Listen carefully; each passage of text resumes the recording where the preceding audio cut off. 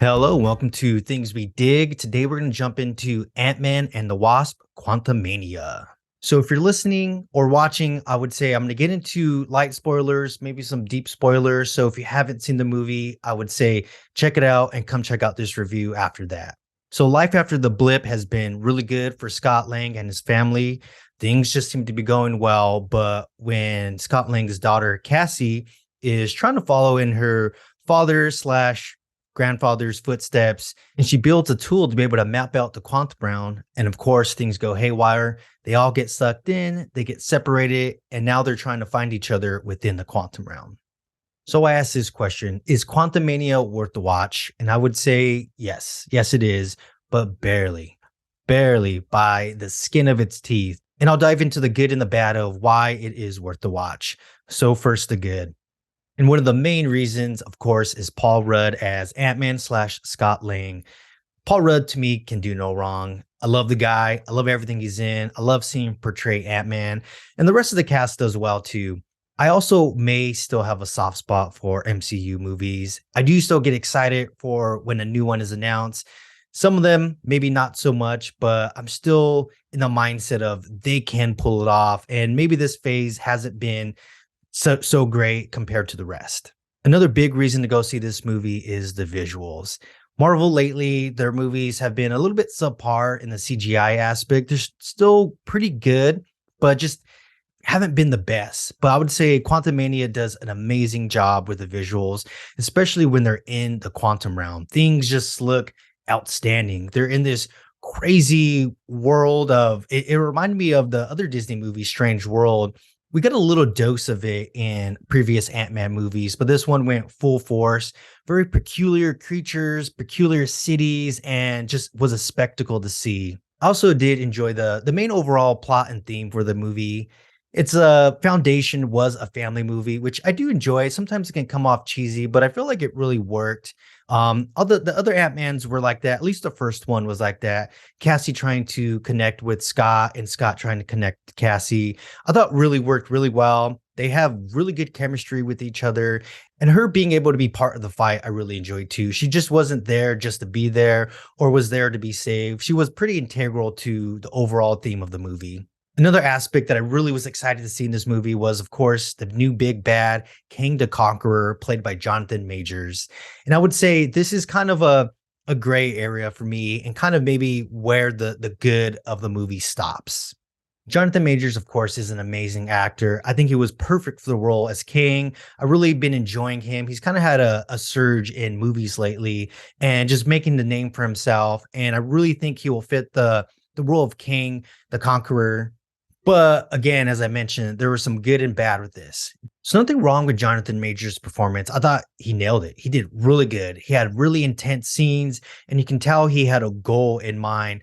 The only thing I had an issue with is it was a setup movie. You know, it was King the Conqueror, but not really conquering too much. Like he had his kingdom in the quantum realm, but you didn't really see how he accomplished that.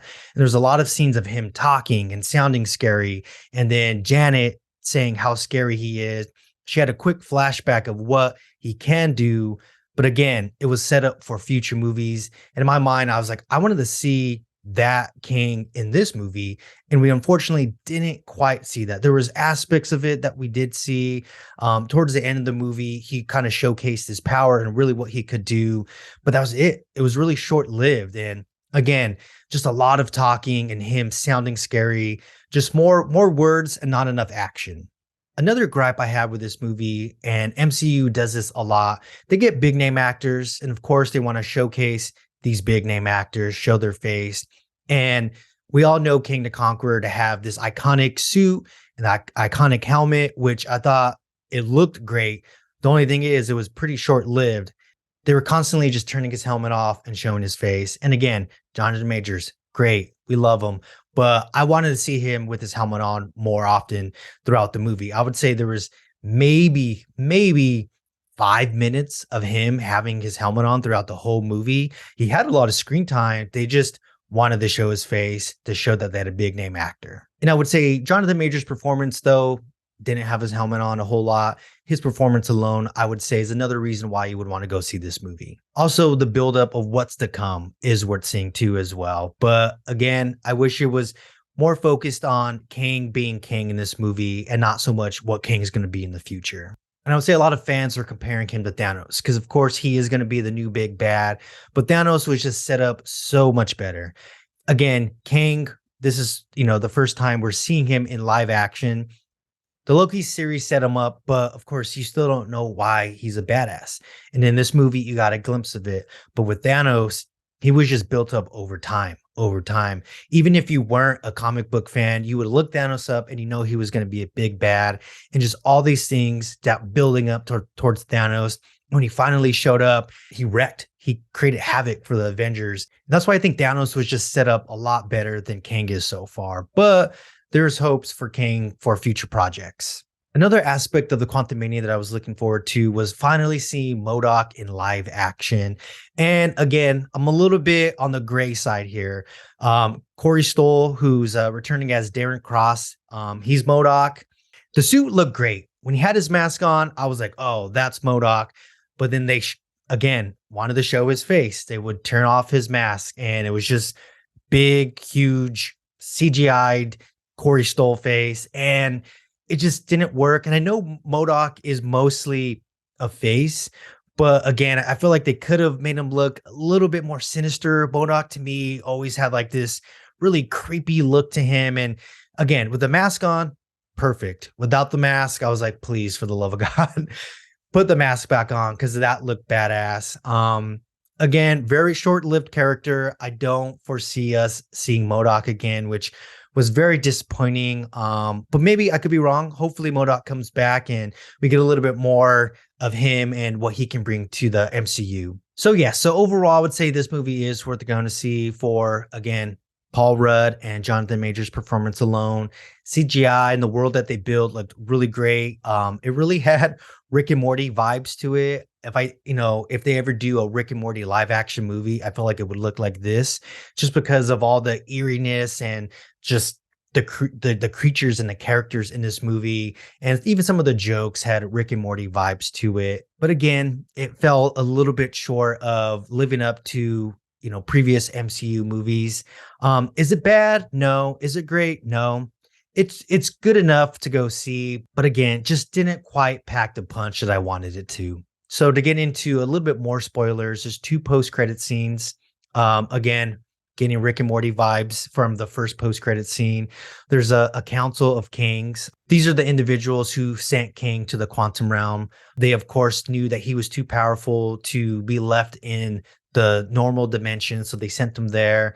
And I really kind of was a little bit confused of what this means. Does this mean there's going to be these Kangs going after our main heroes in the MCU, or is the Kang from Ant-Man Quantumania going to be the main Kang? So that was a little bit confusing.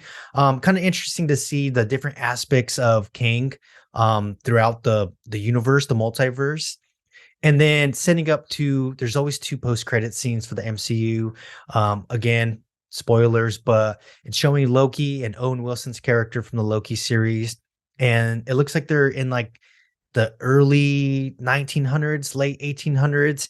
And again, there's Kang, or a variant of Kang, and he's a scientist. And they're saying, Owen Wilson's like, this guy doesn't look so evil. But of course, Loki knows something, which I'm sure will be Loki season 2 of diving deeper into this variant of Kang. Could be the Kang we know from this Quantumania, but Loki looks scared, and the end credit scene there. So I'm just like, what implications is this going to have? We, of course, know the Kang dynasty is coming for future projects in the MCU. So just curious of what that's going to be. Wish we'd have got a little bit more of that in this movie, but I guess we'll see. So yeah, let me know your thoughts. Let me know if you think Quantumania was worth the watch, and if so, why? And if not, let me know the reasons why. And if you like this review, please hit subscribe, and we'll catch you on the next one. Later days.